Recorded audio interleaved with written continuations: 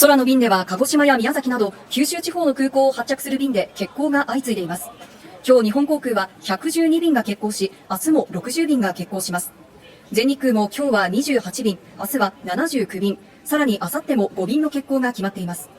JR 九州によりますと、九州新幹線は今日夜から熊本駅と鹿児島中央駅の間で運転を見合わせるということです。